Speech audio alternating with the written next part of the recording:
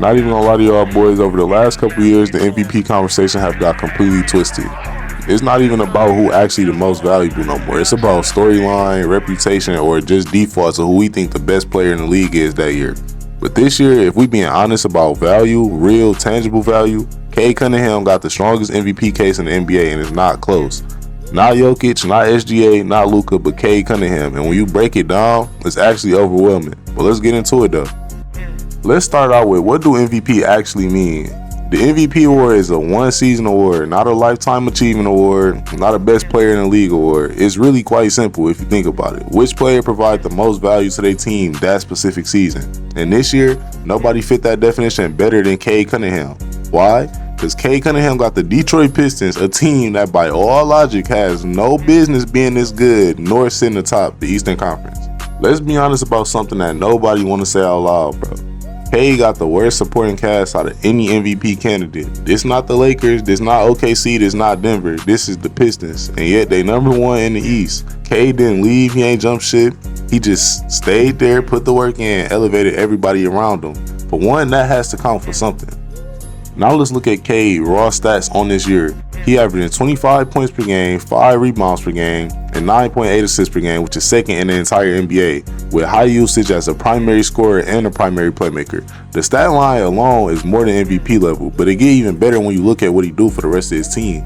Honestly, I think my favorite reason for why Cade Cunningham should be MVP is the fact that he doesn't just put up numbers, but he actually raises the ceiling of everyone around him. He makes his teammates better. If you look at Jalen Duren, he is now an all-star and top 10 in MVP voting. That's actually insane, and it didn't happen by accident. That's what happens when you have a franchise guard who consistently puts his teammates in position to succeed.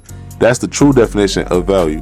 Obviously, the biggest knock on Cade game is efficiency, and rightfully so. This year he's shooting 45% from the field and 32% from three. But now let's talk history. Russell Westbrook in 2017 won MVP shooting 42% from the field and 34% from three, and his team was the 6th seed in the West. Allen Iverson in 2001 shot 42% from the field, 32% from three, but his team was number one in the East.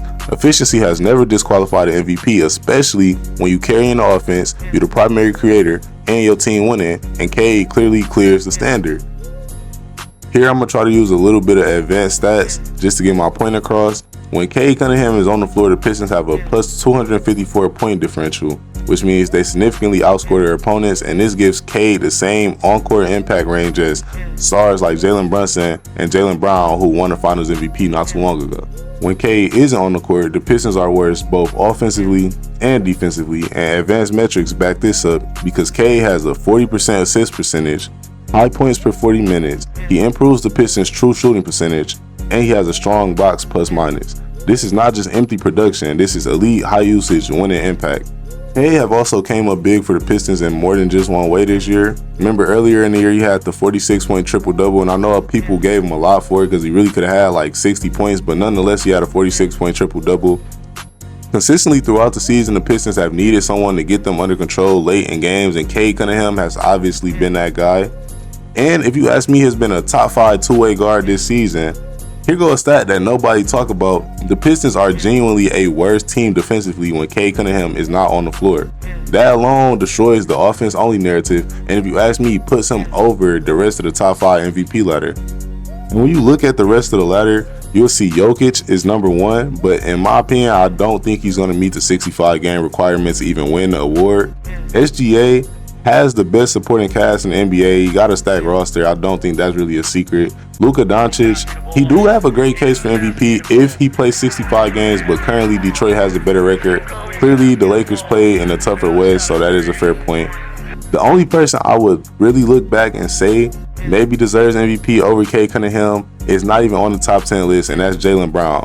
29, 6, and 4. The Celtics, the number 2 seed in the East, with their best player injured. Also, Jaylen Brown, a former Finals MVP, so I don't know how this is just flying over everybody's head. But I tell you everything you need to know about how broken MVP discourse has become in the NBA.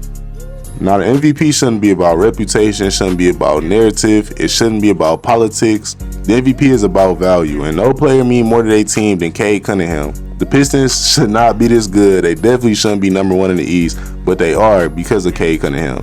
If MVP actually means most valuable player, then Cade clears. Go ahead and like this video if you haven't already. Go ahead and subscribe if you haven't already. More fire NBA takes coming soon. Let me know down below who you think the NBA MVP is this year, and I'm out.